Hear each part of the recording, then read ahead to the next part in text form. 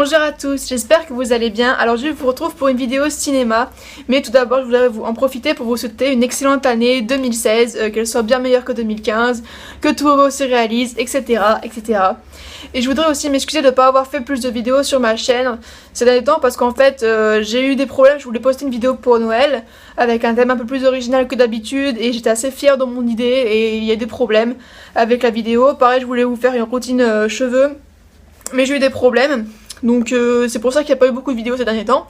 Mais je vais vous en faire un peu plus cette année. Et puis en plus après la rentrée des vacances j'ai eu mes partiels. Donc voilà, c'était un peu délicat de faire des vidéos. Mais à part maintenant que tout est revenu à la normale, et bien je vais pouvoir faire des vidéos plus souvent. Donc aujourd'hui je vous retrouve avec une vidéo cinéma et plus précisément mon top 10 des meilleurs films de l'année 2015. Oui, donc pour ceux qui vous remarqué, je ne suis pas maquillée. C'est parce qu'en fait j'ai décidé de faire une cure no make-up pendant 2 mois pardon. Et je vous ferai une vidéo, vous le précise là-dessus. Donc 3 petites choses avant de commencer ma vidéo. Il faut savoir que je ne suis pas du tout une professionnelle du cinéma, je ne suis pas actrice ni réalisatrice ni rien. Je ne travaille pas du tout dans ce milieu-là et je ne fais même pas mes études dans ce milieu. Moi je suis étudiante en chimie. Donc voilà, donc je vais vous parler entièrement en profane, c'est-à-dire que si vous voulez une vidéo très professionnelle avec des plans au niveau du cadrage, des éclairages, etc., c'est pas la bonne vidéo qu'il faudra regarder. Deuxième chose, ce classement est totalement subjectif, c'est-à-dire que c'est mon classement de mes films selon mes critères à moi. Donc ça se trouve vous ne serez pas du tout d'accord avec moi, mais bon bien sûr si vous n'êtes pas d'accord, et bien les commentaires c'est là pour ça. Troisième petite chose, donc je n'ai pas pu voir tous les films sortis en 2015 parce que c'est tout bonnement pas possible. Il y en a que j'ai loupé parce que j'avais pas envie de les voir, il y en avait d'autres que j'avais pas tout simplement pas eu le temps d'aller voir parce qu'ils étaient sortis je sais pas en juillet-août. Juillet-août moi j'étais en Guadeloupe, donc voilà j'ai pas pu aller au cinéma, donc c'est pour ça que il y a peut-être des films que je n'ai pas vus mais qui mériteraient d'être dans ce classement. Dernière petite précision, les films que j'ai vus, je les ai vus au cinéma Gaumont-Pathé parce que j'ai un pass Gaumont-Pathé à l'année, enfin au mois on paye 22 € par mois et on y va autant de fois qu'on veut. Je suis pas payée pour vous le dire, en même temps vu mon nombre d'abonnés, je vois pas quelle serait l'entreprise complètement idiote qui me paierait pour dire quoi que ce soit. Je ne doute pas qu'il y ait des meilleurs films ou des très bons films qui sont sortis dans d'autres cinémas, mais moi je vais exclusivement dans les cinémas Gaumont et Pathé tout simplement parce que j'ai la carte le pass qui est là-bas. Donc cette année je suis allée 96 fois au cinéma du mois de janvier jusqu'au mois de décembre 2015. Ça fait 8 fois par mois, ce qui est quand même beaucoup, mais j'avoue je suis un petit peu déçue. Moi je voulais dépasser la barre des 100, j'ai pas réussi, hein, tant pis. Donc je vais commencer mon top 10 sans plus tarder. Donc à la 10e place il y a le film Avengers 2 de Joss Whedon, donc c'est le nom du réalisateur. Faut savoir que moi Avengers je suis une très grande fan, j'aime beaucoup l'univers, donc c'est avec celui qui fait avec Iron Man, Thor, Captain America, la Veuve Noire, etc. etc. Je pense que beaucoup d'entre vous ont vu ce film. Moi je l'ai beaucoup apprécié, j'aime beaucoup l'univers Avengers, plus que les personnages Marvel, les films avec les personnages Marvel, mais tout seul, comme par exemple Captain America, Iron Man, Thor, c'est des films que j'aime bien, je les ai quasiment tous vus, mais je préfère les films Avengers, je trouve que c'est beaucoup plus sympa, il y a plus d'humour, il y a plus, j'aime bien l'unité qu'ils font, enfin bref, Avengers, ce film Avengers 2, j'ai beaucoup apprécié. Après je sais que tout le monde n'est pas d'accord avec ça, j'ai lu des avis qui sont très négatifs dessus, j'ai un peu moins aimé la fin, mais je trouve que globalement ce film est vraiment génial, j'adore les effets spéciaux, j'adore le côté badass qu'ils ont, et c'est vrai, je trouve que j'ai vraiment adoré ce film, donc c'est pour ça que je le mets en 10e position. En 9e position, j'ai mis le film Crimson Peak de Guillermo del Toro. Alors c'est un film que je trouve que en fait le scénario est bof. Ce scénario fait un petit peu trop barbe bleue à mon goût. Mais je trouve qu'en fait l'esthétique est tellement bien réussie et tellement belle. Donc comme acteur il y a Tom Hiddleston, donc celui qui fait Loki dans Avengers. Il y a Jessica Chastain et Mia Wasikowska. Donc excusez-moi j'ai mon petit carnet avec mes notes dedans, mais voilà. Et donc ce sont des acteurs que j'aime bien tous les trois, sans plus, mais j'avoue que j'aime bien celui qui fait Loki, je trouve qu'il est très beau et puis c'est un très bon acteur, il a une prestance, il a du charisme et j'aime beaucoup ça. Ensuite ce film je trouve qu'il a vraiment une esthétique qui est vraiment magnifique, les fantômes sont vraiment particuliers et c'est ce que j'ai beaucoup apprécié, ça change des autres fantômes qu'on voit d'habitude.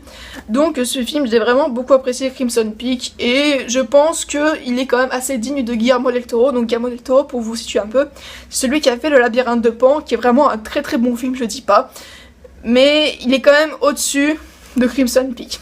Voilà, donc moi Crimson Peak j'ai beaucoup apprécié et je recommande évidemment ce film. En 8e place je mets Marguerite de Xavier Giannoli.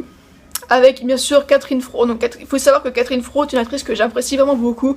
Je trouve que c'est vraiment une actrice qui a du talent.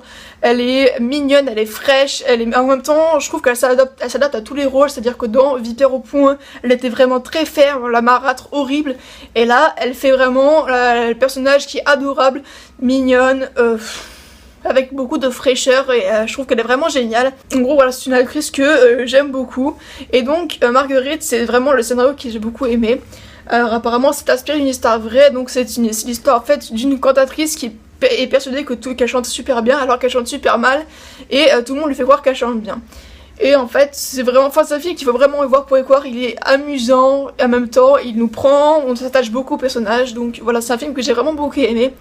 Et j'ai surtout aimé le jeu de l'actrice, donc Catherine Fro, que j'aime beaucoup.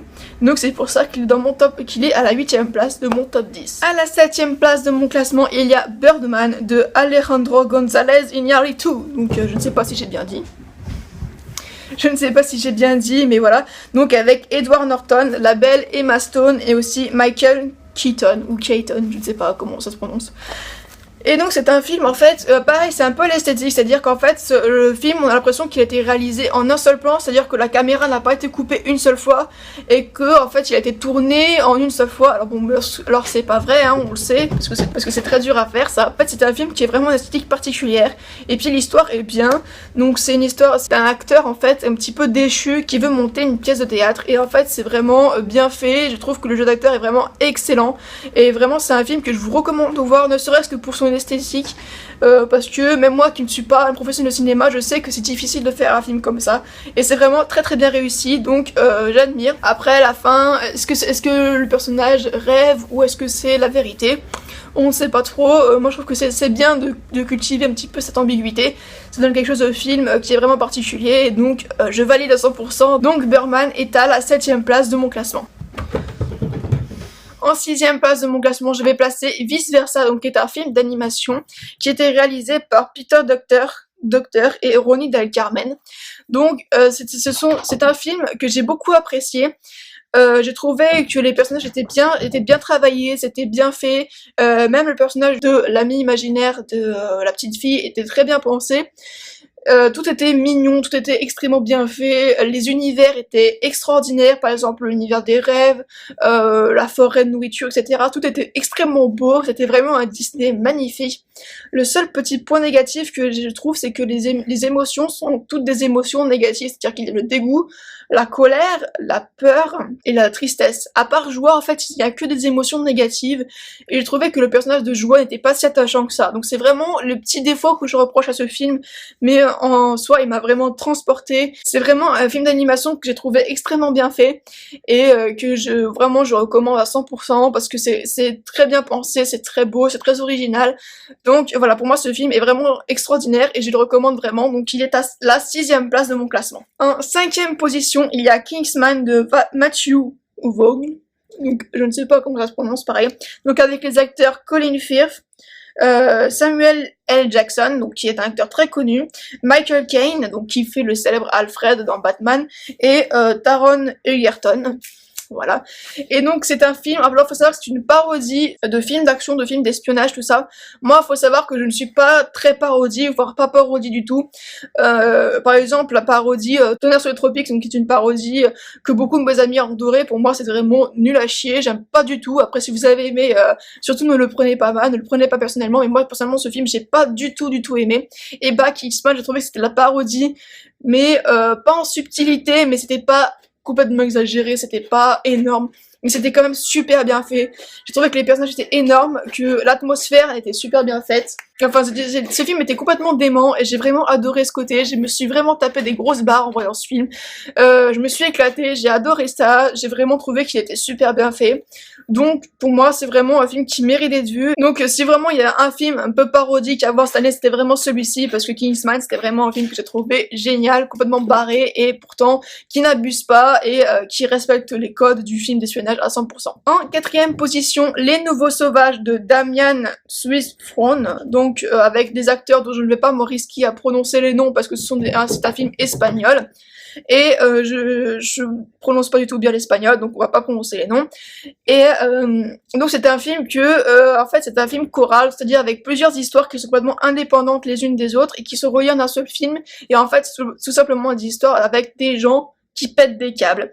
Et c'est vraiment super bien fait, c'est énorme, c'est complètement pareil, c'est complètement barré. Les histoires, en fait, c'est quelque chose que toi, tu penserais même pas à faire, empoisonner quelqu'un, la mort au rat, tuer quelqu'un parce qu'il l'a rentré avec sa voiture dans la tienne. Enfin bon, c'est complètement barré et c'est complètement géant. Vraiment, c'est un film, vraiment, faut prendre avec second degré, bien sûr, parce que faut pas du tout faire ça dans la vraie vie, hein. Voilà, mets-toi bien. Mais franchement c'est quelque chose que j'ai trouvé énorme, et ce film vraiment je recommande à 100% si vous voulez taper une grosse barre. Faut vraiment, c'est très sympa. Ensuite nous rentrons dans le top 3, et le troisième film est un film d'animation et c'est Les Nouveaux Héros. Alors c'est un Disney et je trouve que c'est vraiment un très très bon Disney, donc apparemment ils ont travaillé avec Marvel, donc c'est pour ça qu'il y a un petit peu les codes des super-héros, un petit peu les films d'action, mais j'ai trouvé que c'était vraiment bien fait.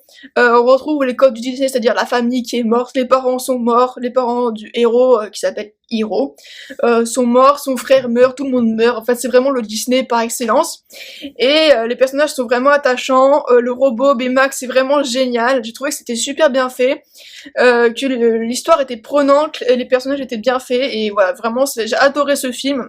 J'ai pas beaucoup de défauts à lui reprocher, je trouve que l'esthétique était très bien travaillée, l'univers était bien travaillé aussi, enfin bref tout est bien pensé, et j'apprécie ça quand on fait attention aux détails comme ça dans un film. Donc j'ai vraiment beaucoup apprécié Les Nouveaux Héros et je vous recommande vraiment ce film à 100%. Si vous l'avez pas vu, eh bien foncez. En deuxième position, donc c'est encore un film d'animation et c'est Souvenirs de Marnie. Donc c'est un film des studios Ghibli et le réalisateur c'est Hirosama Yonebayashi. Voilà. Et donc c'est un manga, en fait c'est un film d'animation japonais, et moi j'adore ça. Donc j'adore les films du studio Ghibli, je les ai quasiment tous vus. Je dis bien quasiment parce qu'il y en a certains que j'ai pas vus. J'ai vu Le Voyage de Chihiro, Le Château ambulant, Le Château dans le ciel, Nausicaa et Dans la vallée du vent, Totoro, bref, je les ai quasiment tous vus. Et Souvenirs de Marnie est encore comme les autres très très poétique, très beau. Il y a de la magie, mais la magie qui est étroitement mêlée à la réalité, ce qui rend la chose encore plus difficile je trouve, et encore plus belle. Il y a vraiment une histoire de féerie, de poésie, les dessins sont super bien faits, c'est super poétique, c'est vraiment magnifique, et puis l'histoire est belle, tout est beau dans ce film, c'est vraiment un chef-d'œuvre je trouve. J'ai été très très déçue par Le Vent se lève parce que j'ai trouvé qu'il était très décevant, il n'y avait pas assez de féerie, pas assez de magie, il était trop terre à terre j'ai trouvé par rapport aux autres, et puis même il avait pas ce côté qui nous emportait.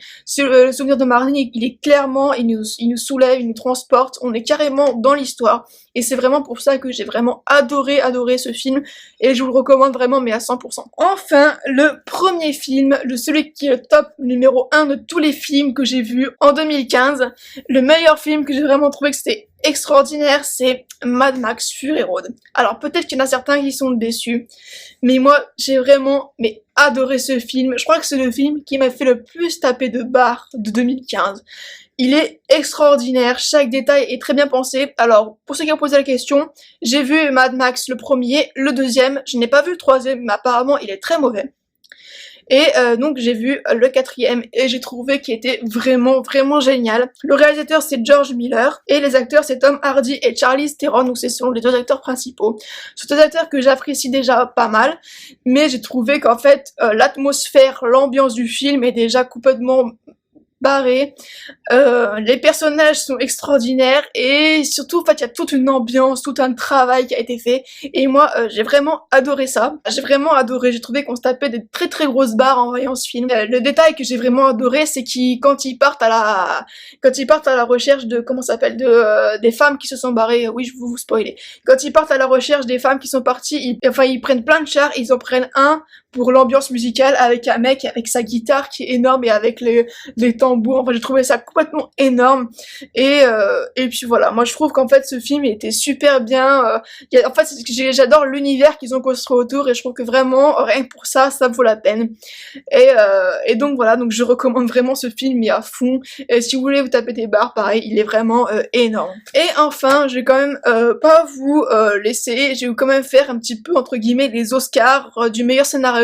de la meilleure esthétique, des meilleurs acteurs et de la meilleure musique. Donc j'ai sélectionné 4 films qui pour moi sont extraordinaires de ce niveau-là et qui méritent entre guillemets l'Oscar. Voilà. Donc l'Oscar du meilleur scénario pour moi c'est Imitation Game de Morten Tildum ou Tildum. Alors c'est un film que je vais pas vous raconter le scénario. Ils ont en fait c'était inspiré d'une histoire vraie. Ils ont hyper bien scénarisé ça de façon à ce qu'on soit transporté dedans parce que pour de vrai je trouve que c'est pas une histoire qui est, quand on m'en parle comme ça sur le papier, c'est pas extraordinaire. Donc en fait c'est l'inventeur de l'ordinateur. Et moi comme ça me fait pas du tout rêver, mais ils ont réussi à tourner ça avec un petit peu de sentiments, de trahison, etc. qui font vraiment que c'est super bien imaginé et que j'ai vraiment apprécié le scénario en sa globalité. Et voilà, donc en gros c'est un film que je vous recommande vraiment, qui j'ai mis une très bonne note aussi, etc. Au niveau esthétique, c'est Macbeth. Alors Macbeth c'est un film qui a été réalisé par Justin Kurzel.